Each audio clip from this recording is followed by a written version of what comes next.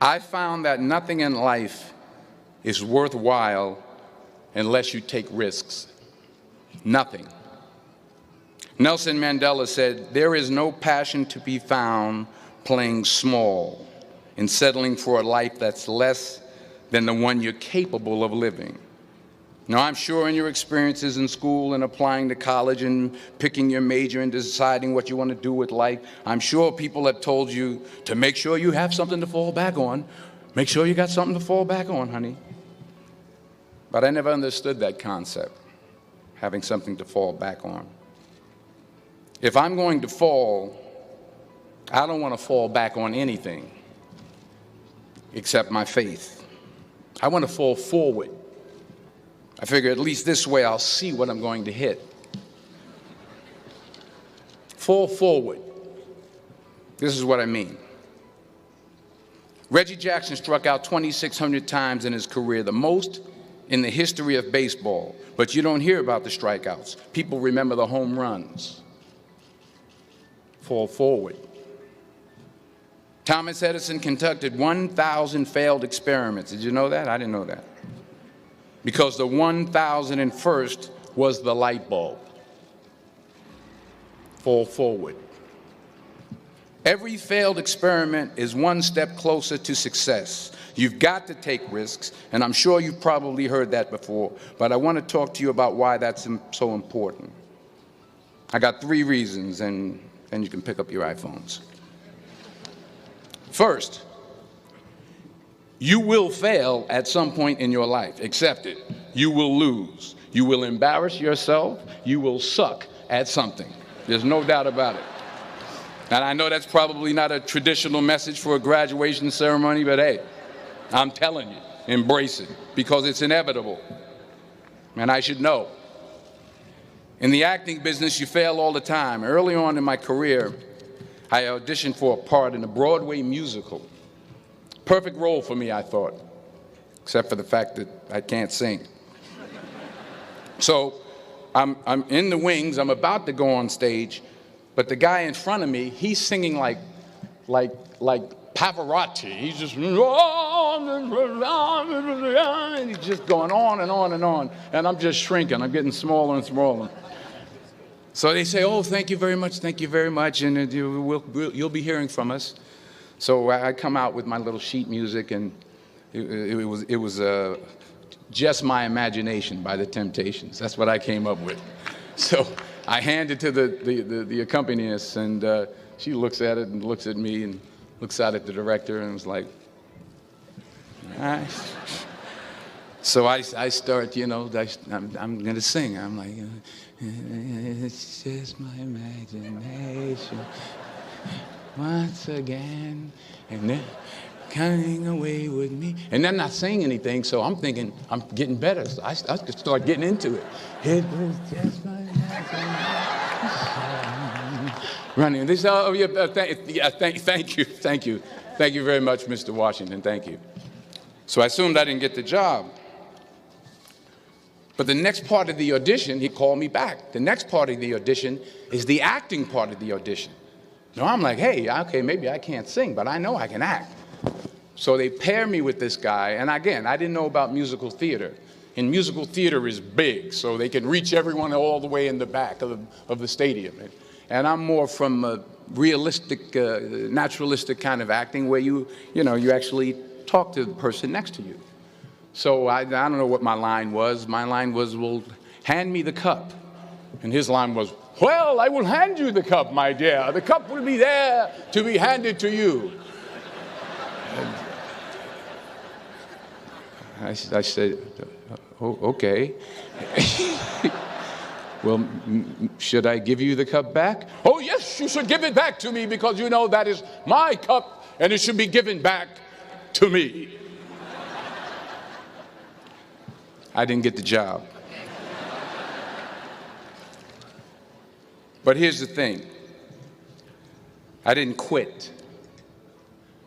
I didn't fall back. I walked out of there to prepare for the next audition, and the next audition, and the next audition. I prayed. I prayed and I prayed. But I continued to fail and fail and fail. But it didn't matter, because you know what? There's an old saying, you hang around the barbershop long enough, sooner or later you're going to get a haircut. So you will catch a break, and I did catch a break. Last year, I did a play called Fences on Broadway. Someone talked about it. Won the Tony Award. And I didn't have to sing, by the way.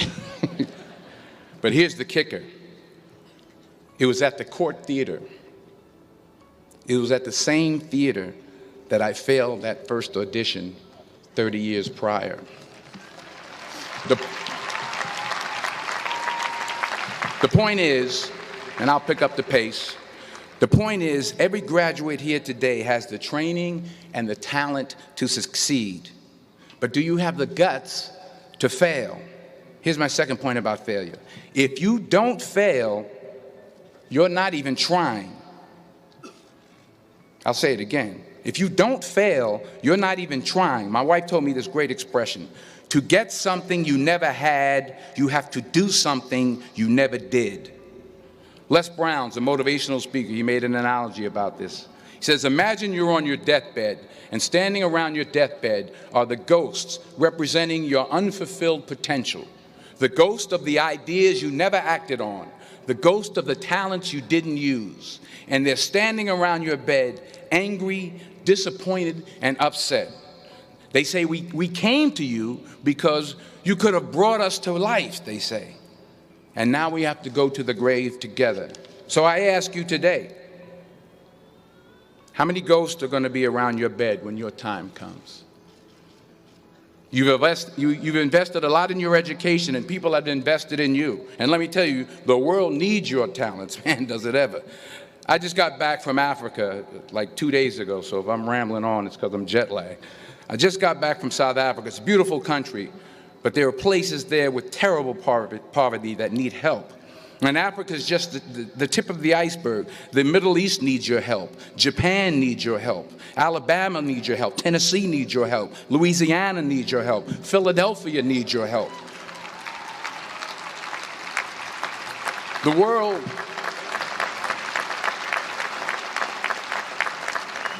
world needs a lot, and we need it from you. We really do. We need it from you young people. I mean, I'm not speaking for the rest of us up here, but I know I'm getting a little grayer. We need it from you, the young people, because remember this. So you got to get out there. You got to give it everything you got, whether it's your time, your talent, your prayers, or your treasures. Because remember this.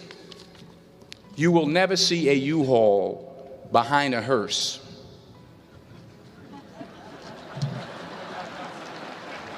I'll say it again.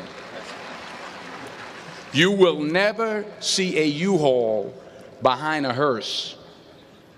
You can't take it with you. The Egyptians tried it, and all they got was robbed.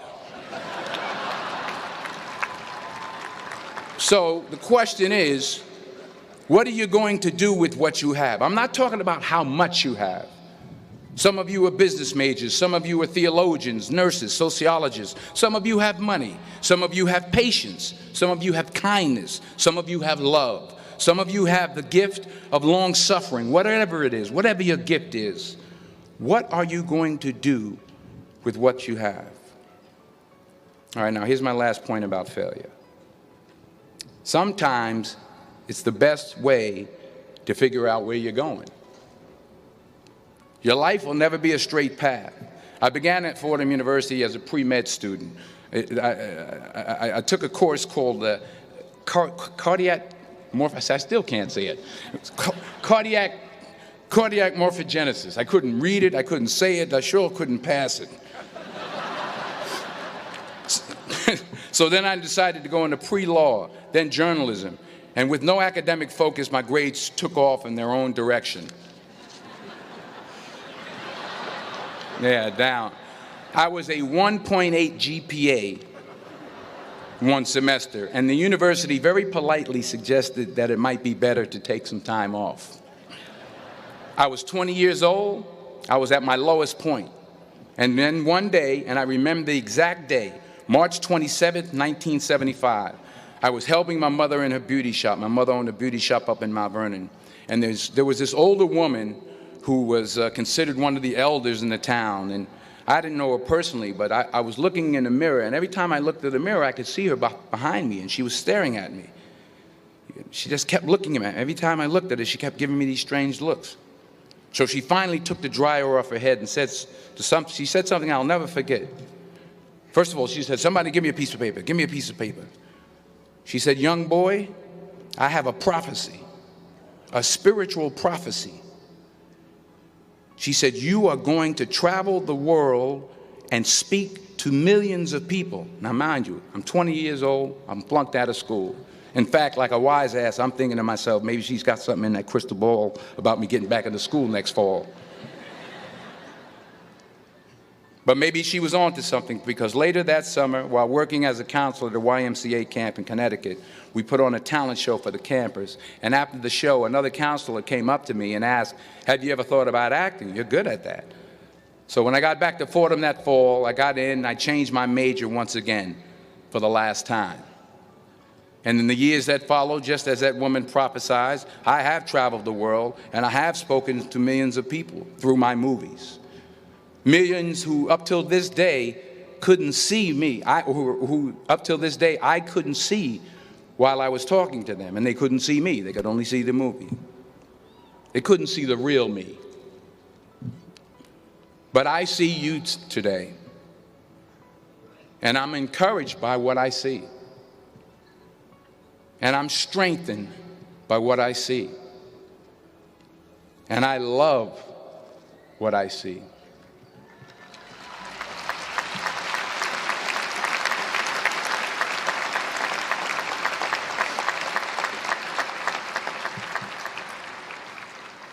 One more page, and I'll shut up. Let me conclude with this one final point, and actually the president kind of brought it up. It has to do with the movie Philadelphia. She stole my material.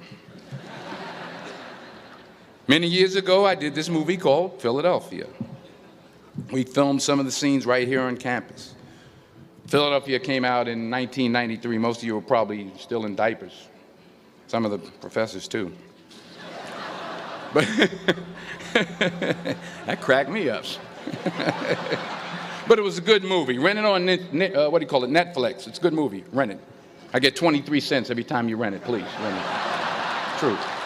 Parents up there, rent it. Netflix, please. Tell your friends, too. It's about a man played by Tom Hanks who's fired from his law firm because he has AIDS. He wants to sue the firm, but no one's willing to represent him until a homophobic ambulance chaser lawyer, played by yours truly, takes on the case. In a way, if you watch the movie, you'll see everything I'm talking about today. You'll see what I mean about taking risk or being willing to fail. Because taking risk is not just about going for a job. It's also about knowing what you know and what you don't know. It's about being open to people and to ideas. In the course of the film, the character I play begins to take small steps, small risks. He very, very, very slowly begins to overcome his fears. And I feel ultimately his heart becomes flooded with love. And I can't think of a better message as we send you off today. To not only take risks, but to be open to life, to accept new views, and to be open to new opinions, to be willing to speak at a commencement at one of the best universities in the country, even though you're scared stiff. While it may be frightening, it will also be rewarding. Because the chances you take, the people you meet, the people you love, the faith that you have, that's what's going to define you. So members of the class of 2011, this is your mission. When you leave the friendly confines of Philly, never be discouraged. Never hold back. Give everything you got. And when you fall throughout life, and maybe even tonight after a few many glasses of champagne, remember this: fall forward.